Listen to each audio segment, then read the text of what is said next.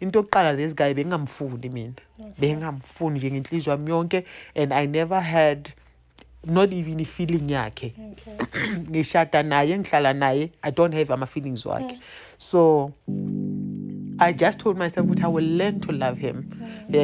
Because senginomntwana naye, and I don't know what he uses. We know ukuthi singabantu abamnyama sasebenzisa izinto against abanye abantu. I don't want to accuse him, but into engenza ukuthi ngisuye kakhulu, I saw a side of him that I never thought ikhona. Yebo uye wangishaya, but this was more traumatizing. Uye wafika 4 o'clock in the morning. Makafika uthi ngicela ukukhuluma nawe. Ngahamba ngaye eTaxini, he's a taxi driver. Ngahamba ngahlala naye eTaxini. Masahleli lapha eTaxini uthi uyakhuluma nje whatever ebekade efuna ukukhuluma, makaceda athi yana manje uhleli unodoti lapha efonini yakho and what not, delete that rubbish. Ngathi if I don't delete it uzokwenzana, athi ngizoyiphula leyo phone. Ngithathe le phone ngimnike yona. Isikhathi ngithi ngiyaphuma somnyango ustakile angikhona ukuphuma. He just drove off esinye speed, and I was so terrified.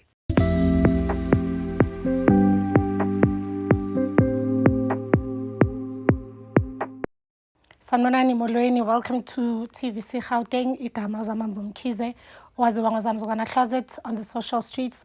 Thank you so much for liking, sharing, commenting and subscribing to the channel. Ningakhohlwa ukusubscribe is absolutely free. You can support the channel by becoming a member. Uzoclicka the button ebhalwe join next to the button ebhalwe subscribe. Lapho uzobhatala 20 rands a month. But before ubhatala leyo 20 rands, you will get a 30-day free trial. La uzobukela khona ama videos wethu are exclusive. Those videos are not seen by abantu abasubscribile, so it's only members abakhona ukubona lawo videos. Before ngiqhubeka kunosisi osivakashele ozosixoxela kabanzi about istory sakhe. Unjani? Ngiyaphila, ngicela uzazise. Mina igama lami ngu Lerato ne. I'm known as Apostle Lerato. Okay. I'm a preacher. I was only called in 2021. So namhlanje bengathanda nje ukuthi ngizoyenza, especially our Christian community, ukuthi bazi living with a narcissist. Okay. So that's what I'm here. That's why I'm here. Okay. Before usixoxela ke istory sakho, please explain ukuthi yini narcissist for abantu abangazi. Okay, according to my knowledge, narcissist umuntu, it's a spirit, it's a demon kahle esihlala kubantu ukuthi bakuhlukumeze. Lo muntu okuhlukumezayo, umuntu ocontrolayo, umuntu ofuna wenze izinto the way efuna ngakhona, umuntu ongafuni ukuthi ube nempilo engeyakho. There's a person who would want to change you into being them. What they mold you into being who they want you to be, not but you lose yourself. They want you to lose yourself kuleyo ndawo. Okay. All right. I then ungasixoxela ke. So the reason why futhi nga decide ukuthi ngize lana ngizoyenza ukuthi i-awareness lena, it's because of as Christians sinalento le ukuthi umuntu kumele abekezele. Yabona kunalento ebizwa endurance. Uma ngabe uhlalela ukubekezela endaweni la uzwiswa khona umhlungu, abantu abanandaba nawe, and kodwa they will call you a true Christian for enduring.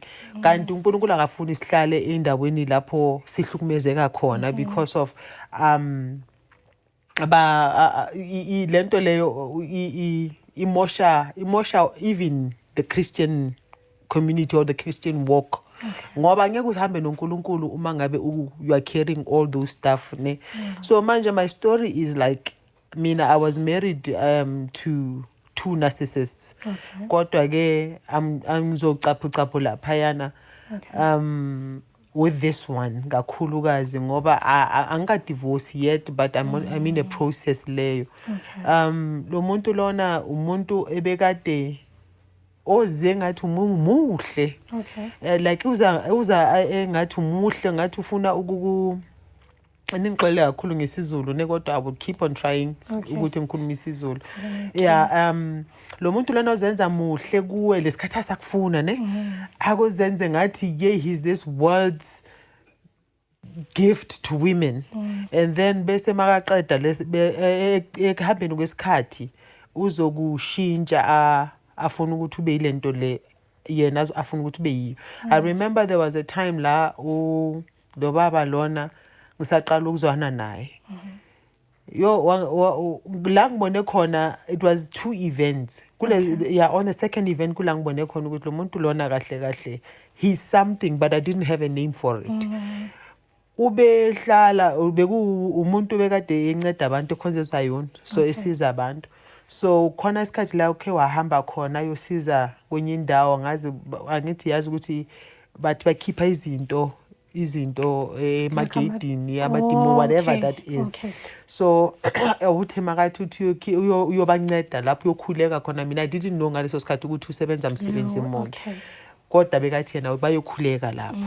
Then uthi makabuya lapho then he told me ukuthi ungifonela ngisemsebenzini angitshela ukuthi yazi ngichama igazi. Yayibona hayibo uchama igazi wenzakala naye ngithe ngizwile lesikhathi ngikhipha le yanto lena lapha yana egate ningishayile yabona. So ngizwa ubuhlungu ngaze ngacela nasemsebenzini ukuthi bangivumele ukuthi ngihambe ngize ngizomnaka. Mangifika endlini ngithi hayi asambe seclinic akafuni ukuya eclinic.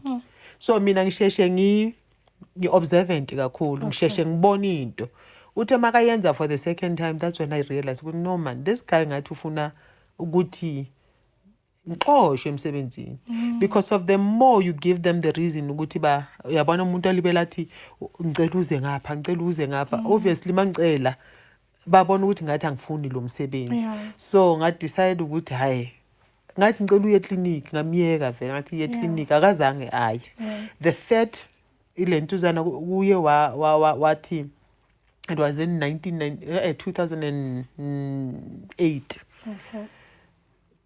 Seyizophela uyangifo 2009 bese ngilontuzile nginomntwana naye.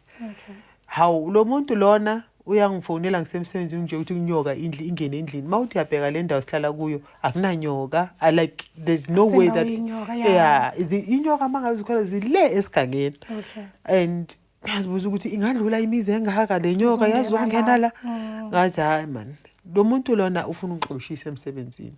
And I was right ngoba bekangafuni ukuthi ngiyemsebenzini. Then kula ngibone khona ukuthi hayi this person is something else engayazi. All of a sudden there was a time lapho ngakhuleka. We know as Christians angithi ukuthi I think you know now ukuthi bathi sex before marriage is a sin. So I decided kunesikhathi la bengikhuleka khona. Mangikhuleka ngicela lo baba lo ngithi baba like umangcelo wathi kimi I shouldn't be engaging in sex with him. Bese sinomntwana. That's another story for another day ukuthi lo mntwana uze kanjani and what not. So ngamtshela ngathi umuntu enkosi umangcelo uyangilwisa. Angeke ngikhona ukuphila ngalendlela sengiphila ngakhona. Ngicela ukuthi siyeke lento until ukhona ukuthi uye ekhaya uyolobola. So this guy wangishaya. Wangishaya engishayela nje lento bekade ayifuna. So kodwa I managed to call amaphoyisa wabaleka ke wahamba waya la bekahlala khona la ngimthole khona eVathoni. Thema kafika lapho because of they pray in destroying reputation yakho. Bakafika laphana usetshela labantu bekade hlala nabo ukuthi mina ngifunana nabafundisi. Balapha endaweni sengijola nomunye umfundisi like just to tarnish angimoshe nje igama lami. Hayi ngaphuma kuye ngaze ngamblock ke. Hayi uthela sekabuya khona ngazi nami ukuthi le ngibuyisele kulomuntu. I think it is because of when you live with a narcissist you become trauma bonded to them. Yeah, so mawuthi trauma bonded, what does it mean? It means that you don't, I need this person now uyakubulala ukubulala that you do not see yourself anymore. You see yourself in them. So the only way angayenza ukuthi lo muntu lona ufuna ukuthi udepende kuye. So unamathela kuye even in that trauma. Ufila ngathi akunamuntu ongakuthanda because they make sure that you know that there's no one who can love you the way yena akuthanda ngakhona, and you believe ukuthi the way yena akuthanda ngakhona is the only way because you've never seen anyone love you in any way noma ngeyiphi indlela. So the only bengazi ukuthi uma ngabe phela ene I remember his words specifically ukuthi I have abantwana bekunabantwana abawu2 with different men. My firstborn is out of rape. Second was emshadweni, my first marriage. So obviously ngathi ngithema sengiba nomntana nawe wesi3 ngathi yazini ngiyoba umuntu onjani abantu bazothini ngami ngilibele ngibhizi nabantwana abaningi and uyenze ngayizwa lento le and ngayibona ivele kuyipoint. Ngathatha leyo point ngathi you know what, let me just go back to this guy, and I went back to this guy. Weza ngampela wahamba wayekhaya wayolobola ngaloko kuncane bekakuphethe kanti ngiyazifasa ngisifaka inkingeni. So you mentioned ukuthi there's something he said eyahlala kowe. Iyo le ukuthini uzokhona yini ukulibela uzalela wonke lamadoda. Yabona those are the things that they abazenza ukuthi balona, and ukhumbula ukuthi even his child ngendlela ngimthole ngakhona it was not nice because of it was not something that I planned. So he made sure that ngiba nalomntwana ukuze azongibamba ngalomntwana khona azokhuluma lamazwi. I believe ukuthi that was his tactic ngoba ngendlela ngimthole ngakhona into oqala this guy bengamfundi mina bengamfundi nje ngenhlizwa yami yonke, and I never had not even a feeling yakhe. Ngishada naye ngihlala naye I don't have ama feelings wakhe. So I just told myself that I will learn to love him.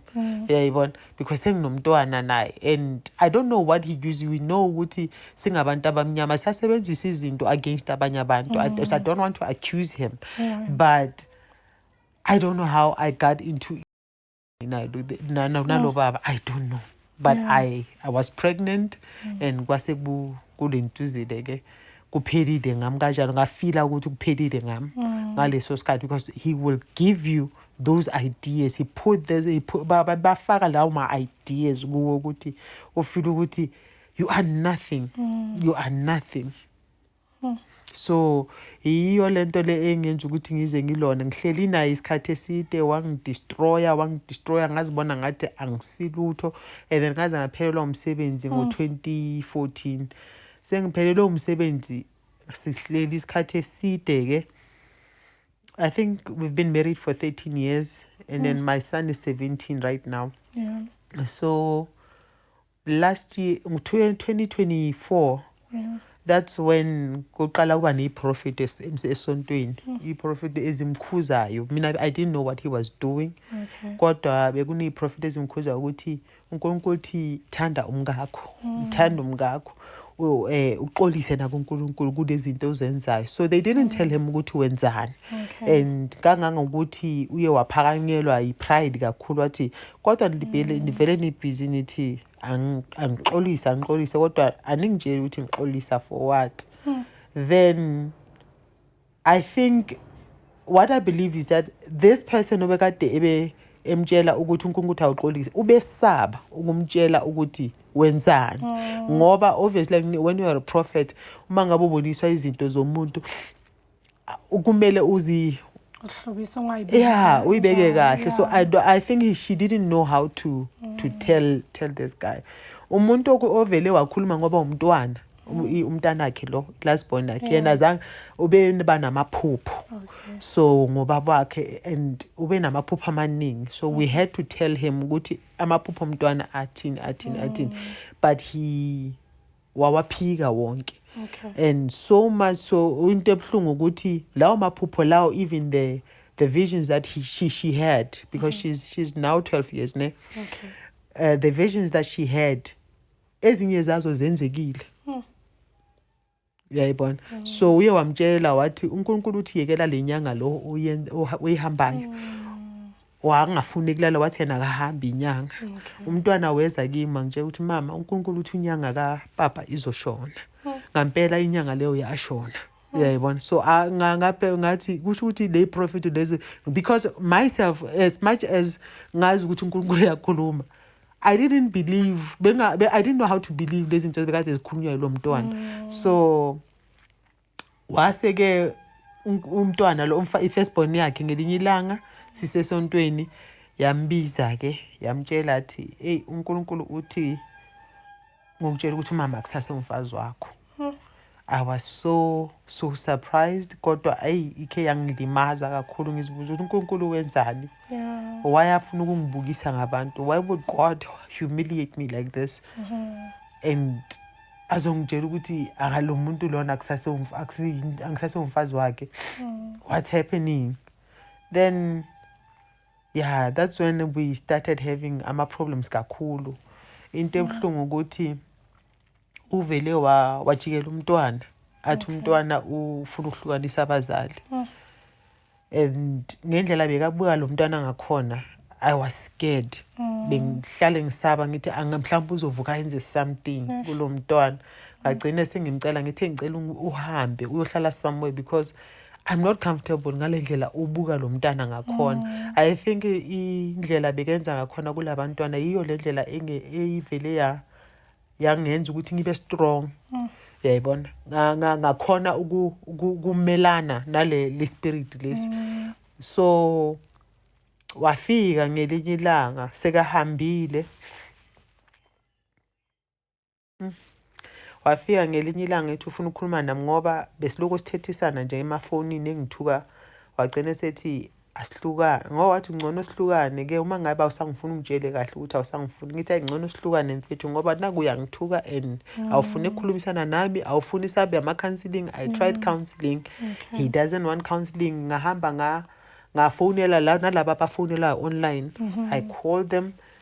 He didn't participate. Bekangafuni nje anything ehlanganisa ne-counselling. So ngabona ukuthi as long as this person is not trying, ungitshela ukuthi uhamba i-counselling somewhere, I don't know ukuthi kuphi, but it's not even helping. I don't know what kind of counselling is that, because of in that counselling was discussing me ukuthi uma ngabe umuntu wesifazane enza ukuthi nokuthi nokuthi yabona, then they will obviously bazom advise her based on what he's telling them, not on what they heard from me. So umntwana ke omunye lo mncane waba namaphupho ukuthi uNkulunkulu ube namaphupho 3 times wathi uNkulunkulu uthi siphume la besihlala khona ethu. So ngoba kunabantu like uthi uNkulunkulu umtshela ukuthi labantu laba ubaba uxoxa nabantu. So these people bayakwata to the point ukuthi they want to hurt us. Yayibona. So umfana lo ngelinye ilanga naye uyavuka ukuthi mama ngiphupha sengidutshulwa abantu, ngaba nokuthuka lapho ke ngaphuma la besihlala khona. So I didn't know what to believe. Ukuthi could he be capable of that? So when I studied loko ngisurfer the net trying to figure out ukuthi narcissist yini, I realized that they could be dangerous. They could even kill. Yayibona. So ngathi you know what, for the sake of my kids, let me remove the labantwana. Sahamba ke sathola indawo somewhere sahlala khona. But before that, before sisuka, into engenza ukuthi ngisuke kakhulu, I saw a side of him that I never thought ikhona. Yebo uye wangishaya, but this was more traumatizing. Uye wafika 4 o'clock in the morning. Makafika uthi ngicela ukukhuluma nawe. Angithi ubeni kungithuka ngama voice notes. Whatever lento bakangitshela yona ngama voice note, ngathi uyabona, the more you continue doing this, ngizothatha lezi zinto lezi ngizokubuphisa. So I think yamthusa leyo nto le. Uye wafika lapha na ngo 4 o'clock. Makafika ngo 4 o'clock uyangibiza uthi ngicela uze, ngahamba ngaye taxi. He's a taxi driver. Ngahamba ngahlala naye taxini.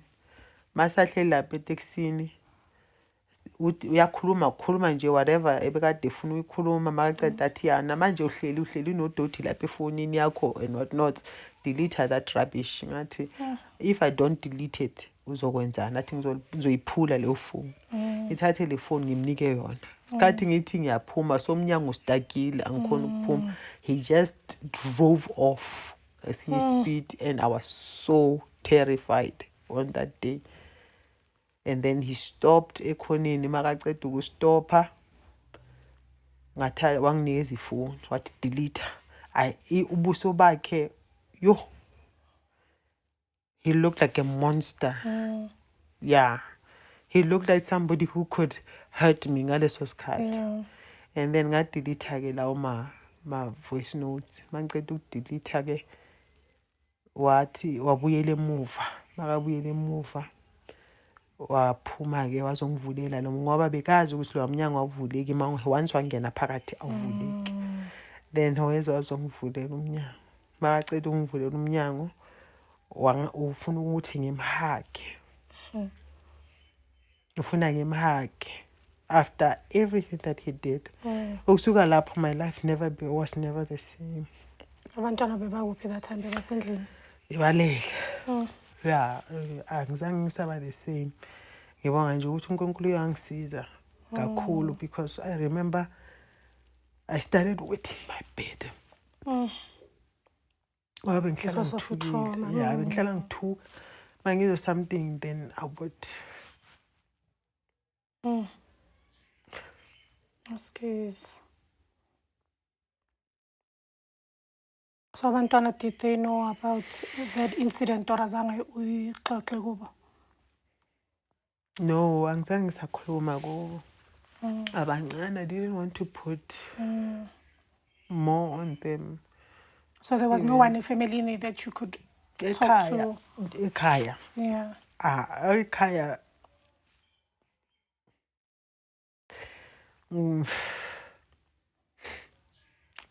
Nesekhaya nje kuyafana ngoba mangibatshela mangitshela umamami ukuthi I didn't tell her izinto eziningi. Vele ngamtshela ngathi yazi mama uNkulunkulu kuphuma iprofit eziso. So I don't know, I'm still praying about it and stuff. So what happened was my mother asked me ukuthi kahle kahle wena ufuna indoda enjani? As if I asked to be in all these relationships. Ngathi ngizibizele labantu. I know ukuthi when you are, I only realize now ukuthi when you are a chosen child of God, when you are called for something, I'm not even talking about umuntu ofana nami ungumfundisi, even we calling yakho your whatever calling that you have. I've realized ukuthi ngithe mangi-observer abaningi abantu abahleli kwi-narcissism banga-understand. Kunabantu, I'm not trying ukulona, kunabantu abahleli ebungomeni uhleli negobela elilala nabo. You understand? Ngoba umtshela ukuthi in order for you ukuthi uphase kumele udlule la ngimi. Yazibona izinto, that's narcissism. So nasekhaya bavela I didn't get support from even my parents because of bona babhekele abayibhekile right now.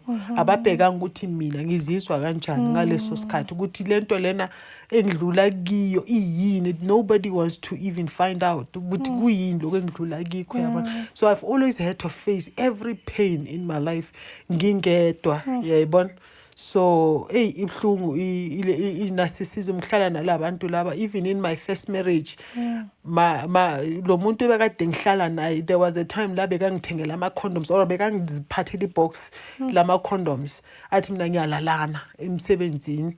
And he would tell me how stupid I am. He would tell me how ukuthi ungenzela ifavor kangakanani bengekho umuntu ongangithanda. Yabona those things zokungibreaka, ungibreake to the point ukuthi ngingafuni ukuzibuka esibukweni, angije ukuthi ngimubi. And ngathi mangizibheka ngelinye ilanga, I believe that it was the Holy Spirit ezama ukungiredeem, ukungikhipha kulento le ukuthi kule prison ebekade ngikuyo. I remember I had a voice say to me, zibuke lapha esibukweni. Ngahamba ngayisibukweni ngazibuka ngandlula.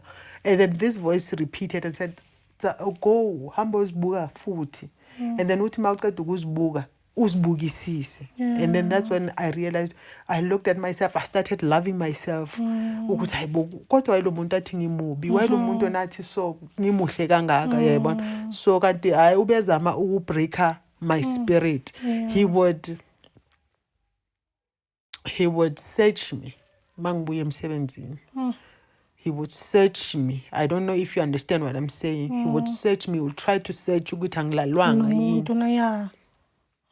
He would search me. I hated into yokuqala from I've never had umuntu ongithandayo. My first umuntu obekade engibreaka virginity was a rapist. I was when I was 17. And I need uthando. Yes. And ngifika ekhaya ngihlangana ne narcissist lika baba. Elizongibuza ukuthi ukhotsofetse na? Are you satisfied? As if I went looking for to be raped. That's what he said to me. Yeah. Wangibuza ukuthi are you satisfied? So you can see ukuthi angizange ibe ne background ekahle ukuthi umuntu uthandwa kanjani. My ex-husband my first ex-husband ubekade in order for him to have me, he would watch porn and come to me. He wouldn't wanna touch me. I remember ngimbuza ukuthi why ungangithinti or kwenzakalani. I didn't know ukuthi kwenziwa njani, but if ukuthi no, he's hurting me. He's not drawing me to him. Why are you doing this? Athi angi-initiate mina ngani-initiate too much kuma relationships wami. So right now ngoba njengoba ngisemshadweni, so yeah, I do what I want to do. And he would tell me how much he bought me. Ngikuthengile wena. I will do whatever that I want to do kuwe. Yeah, so that's the only life I know, the most painful life. Yeah. So yonke lento lena I'm trying to make abantu ukuthi babe aware ukuthi, especially those who call themselves children of God, ukuthi asikwazi ukuhlala endaweni lapho silimala khona. Ngilimele namanje angazi ukuthi ngizothanda kanjani. Ngilimele. So we need to get out. Uma ngabe uNkulunkulu athi phuma endaweni enjalo, ngoba awukwazi ukuthi uhlale endaweni lapho unga-appreciate khona, awukwazi ukuhlala endaweni lapho ungathandwa khona. Mina nami ngiyalidinga uthando, ngiyadinga ukuthanda, ngifuna ukuthandwa. I would love to be loved by my mother. I would love to feel loved by my father. I would love to be loved by my sisters without bafune something. I would love to be loved by my brothers. Yeah, but so I've never had that love. I've never had that love. Right now, noma umuntu engisiza, ngiyazi ukuthi ngisiza out of pity, out of guilt, out of whatever that is, but I don't sense that genuine love. Yeah, but so mawungumntwana kaNkulunkulu ungahlali edodini. Awukwazi ukuhlala emanyaleni ngoba umoya ingcwele akahlali naye emanyaleni. So do you think ukuthi because you never experienced uthando, especially from maybe ubaba nabo bhuti, that's why maybe when you meet these men bakutreat the way bakutreat ngakhona, is it because maybe uye wabasherela ukuthi ekhaya ubuye ekhayeni linjani, or maybe you have told them ukuthi hey mina uthando angilazi, or it's something they picked up babona ukuthi okay we will take advantage? I think ukuthi labantu laba when you njengoba ngisho ngithi mina, when you have some sort of a gift, before you can even speak to this person, you attract that kind of spirit because of njengoba ngisho ukuthi this guy, I didn't want this guy. So there was no need for me to even speak to him, to tell him my life. I only spoke to him ngempilo yami sesishadile sesihleli yabona akusindaba ukuthi bengiloko ngixoxa ngami, and then I needed him to know ukuthi ngingubani. Kanti vele nalokho kubuhlungu ngoba they use it against you. True. They use it against you. I remember there was a time la njengoba kunale kuye kwaba nesikhathi la besekhaya masekhaya then ngathi bekuyisunday ngathi hey bathu abantu mas arerapele ngasikhulekeni ngoba angeke singihlale mina especially as umfundisi bese singakhuleki then sakhuleka then my sister said some stuff uyabona ngendlela ngenye indlela ayikhulume ngakhona uyabona uthe makakhuluma wathi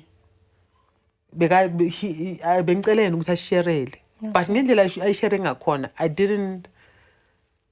azange ngihlale kahle ngathi yazini maybe just me uyabona then ngafika endlini mangifika endlini ngiyambuza ngithi uma ngabe umuntu ekhuluma ethi so ungayithatha kanjani yena wathi hayi kusho ukuthi usisi wakho unomona unejealous ngenxa ukuthini vele ngumfundisi yena akabizwanga uyayibona makaqeda ukusho kanjalo so while we are going through this he takes a phone uthe mangithi mina ngcono sihlukane he takes a phone ufonela usisi wami utshela ukuthi mina ngithe usisi wami unomona hayibo so uthatha amazwi wakhe uyawashintsha ukuthini akhona ukungixabanisa nabo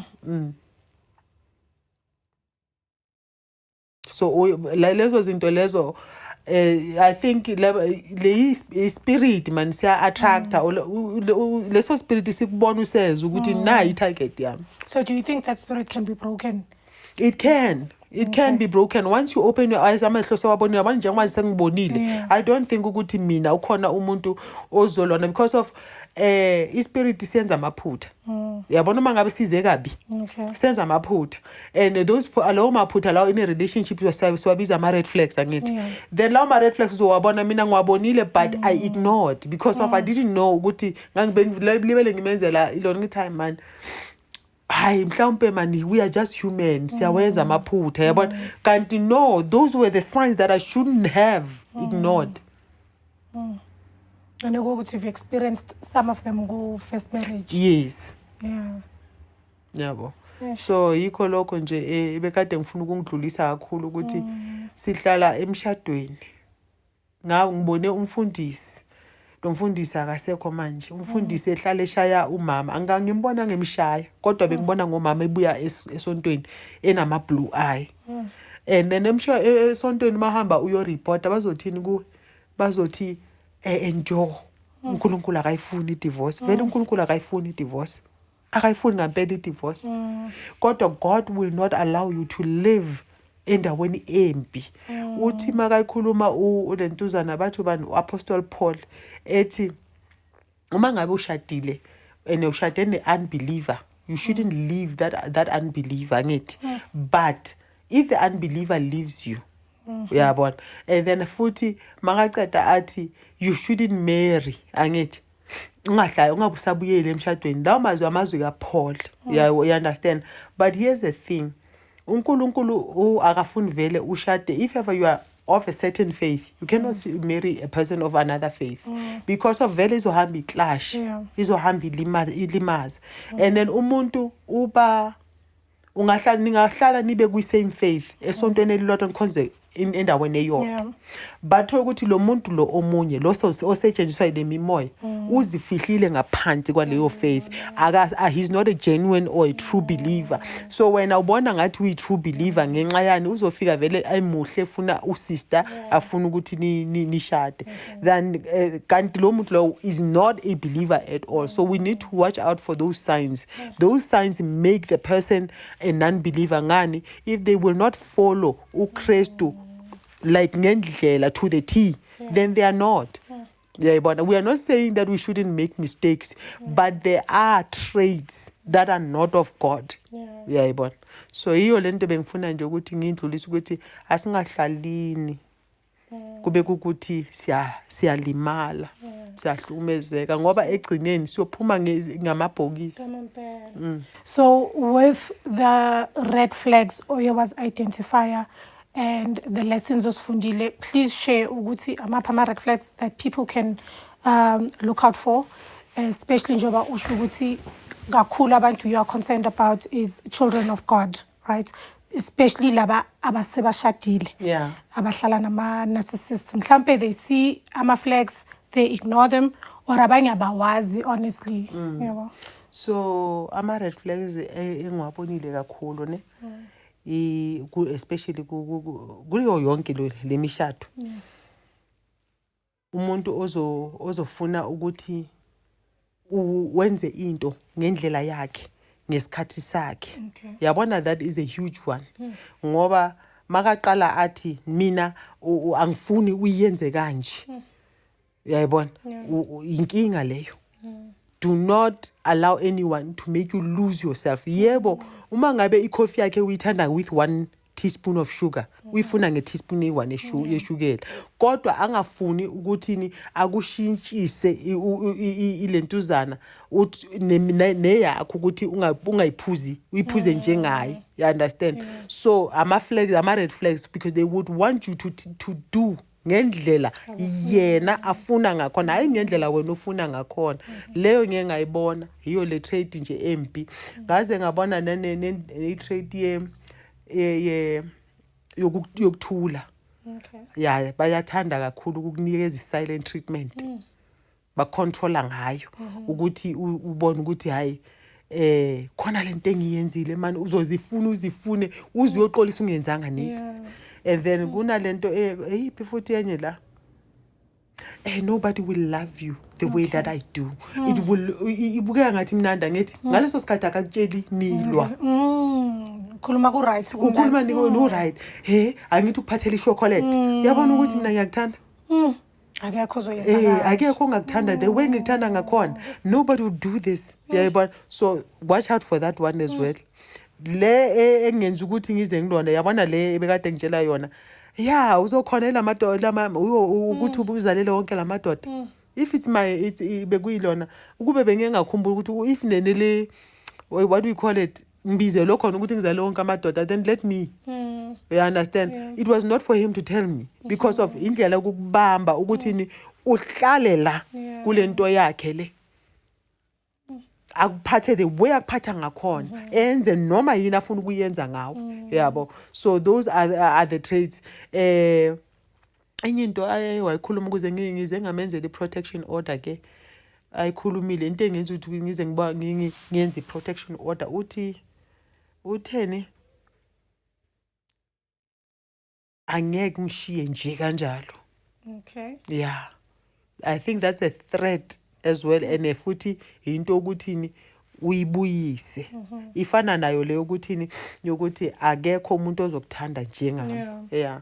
So lawo so far yiwo lawo engakhuluma ngawo. Yeah, ama traits wakhona, they need to watch out. In a Christian community abantu besifazane submission. There's this word abalisebenzisa kakhulu le submission. Yeah, wife ought to submit to. Noma indoda yenza wrong, you need to submit. Yabona lelo gama balisebenzisa very wrong. Ngoba bayenzela ukuthi bambophe lo muntu lona ukuthi uzokwenza lokhu engikufuna, uyathanda awuthandi. Yabona. So watch out for that word. I-submission, it doesn't only ayiloni kuwe wena wesifazane. Nakuye owesilisa kumele akuncedise. Angithi phela bacabanga ukuthi uzomuntu asekathi phela mina ngiyindoda. And bayayithanda ke. Le bayithanda le. Ngiyindoda. As much as ingayenziwa kuphela ama-Christians, but even ama-Christians ayayithanda leyo nto le. I'm a man. I cannot do this. You understand? Watch out for that. Yeah, no, kuningi. Yeah, so. But through yonke into that you've been through, uyowazama ukuthola counseling maybe. Usizo ngeke ngalithola kuyi-first marriage. Ngingahamba qalisa nokuhamba naye because of he was trying in my first marriage. He was trying to make me seem like a nut. Umuntu ongaphilanga kahle. I remember he even told me ukuthi I could commit you to a psychiatric ward because of angithi bengabile nto bengabhendeki. So as much as I was living with a narcissist, but he kunalabe kangangikhoni khona. And I believe it's because of prayer, being yabona, but because of that as well, being a Christian, awukhona ukuphuma ngoba phela kunalento. So I got ngaya ku nithini le laphana lama social worker lapha ePoli. Okay. Yeah, ngaya khona. Polyclinic yeah. Okay. Yeah, baba bizane. Aksi FAMSA. It's not FAMSA, it's parking Laba besanka. Not laba be cause khona nalaba bama drugs not those ones. Not baby bama drugs. No, it's not FAMSA, it's khona this other name ngilibethe libitho labo. So the iba bangisiza ke sanga ngathi uqoqa nabo when we were supposed to go together kwaba ukuthi angazi ukuthi wenzakaleni, he didn't come. Yaba ukuthi kuphela kanjalo. Then emsebenzini bayibangisiza kakhulu with the EAP program ngakhona ukuthi bangitholele icounselor engisizayo. Wangisiza umuntu ongenza ukuthi ngibone clearly uye lo assisi lo yana ngoba lo assisi lo yana uye owangenza wathi said oh lampudisaro o batla monno jwang ka mo behela monno ke mo batlang. Are if you don't find even one thing ka yena e we badileng mo, do not be with that man. Unfortunately, I was with that man who didn't have three qualities or tsene ke di batla, so unthusitse too much. So le ha ke tswa hona ba nong I know hore ke batlang maybe no nna se ke tsofetse ka sana taba o tsofetse se ke tsofetse ka dikela wa bona. Right. I sang it right. But unfortunately, angithi njengoba singabantu bela, we are spiritual beings, and when God speaks, God speaks. So I don't know, there might be someone. If God allows it, I will do it for God, because of He knows what's best for us. Contrary to what He is. So I believe ukuthi mangabe mletha uzomletha, mangamlethanga futhi hayi so sihlala cha will just be. Yeah. So do you need professional help manje? Right now I do actually. So enkonzweni, aren't there people enkonzweni, because I know enkonzweni banogenza like counseling sessions. Inkinga yami ukuthi mina I'm the one who should be giving counseling. People. So you can't go to maybe senior pastors maybe from other churches maybe. I tried. I think 3 pastors abakade bekhona before me. No one wants to help me. Okay. So ngengabazama omunye wathi ngizokufunela usibanibani azange samfuna, omunye wathi ngizokufunela usibanibani, so ngabona ukuthi cha yabona le ayingangamde. So let me rather go nguma fasting and prayer ukuthi uNkulunkulu abe eloko engihila. So khona ilokungihila, I believe ukuthi I'm getting there. Ngane remember I told you ukuthi ngingazithola sengi umuntu o wetha umanzisa umbhede. But since then, since I started praying and stuff, I yekile and angisanako lokuyana ukuthi ngibe angisanako ukuthuka into nje ngifuna ukuthi ngisizakale kakhulu kubuyo. When I see this man, all I want to do is hurt him the way he hurt me. So I need ukuthi ngibe ne peace. I need my peace. But I don't want him anymore. I don't want him to speak to me. Angimfuni. Makaqala ukukhuluma nami uvele nje angenze ngizizwe nje ngingekho right. So ngidinga peace. Okay, so you mentioned ukuthi uyi apostle. So i-ministry yakho isebenza kanjani? Okay, i-ministry yami kahle it's community based. Ngithanda ukuthi ukusiza kakhulu umphakathi.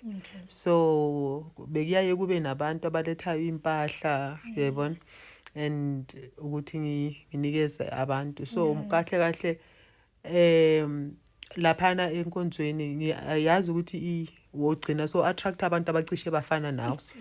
Vele laphana enkonzweni abantu abaningi, it's both male and female. They are going through this. Nabanye baba basasebenzi kakhulu. So ngicina manje ngingasazi ukuthi kumele ngithathe nginike banikele, and when beza kakhulu ukuzocela ukuzofuna usizo, especially with food, with clothes and stuff like that, and ugcina manje ngingasazi ukuthi kumele ngithathe ngihlanganise nani. So yeah, ngiyakuthanda kakhulu ngathi ngathola usizo especially on that level, whether yimpahla yabona, and then lentuzana kuney'tandinyana abanazo uthola ukuthi abanamasenki wokuhloma imikhukhu laphaya. Oh yeah, I would love assistant ngalokho futhi amasenki ayasiza kakhulu. Nathi ebandleni siyakhona ukuthi senze nibizani i-shelter yokuba shelter others, yabona. So I would love to be helped ngaleyo ndlela, and uma ngabe khona nje okhonayo ukuthi asize ngisho even financially ukuthi sikhona ukuthenga lokho kudla abantu badla. And I believe ukuthi bazokubona, sizokwenza sure ukuthi they see ukuthi into zabo imali yabo or ama-donations wabo ayaphi, then bangasiza lapho. I will forward you lentuzana ama-details wami, email address and everything, then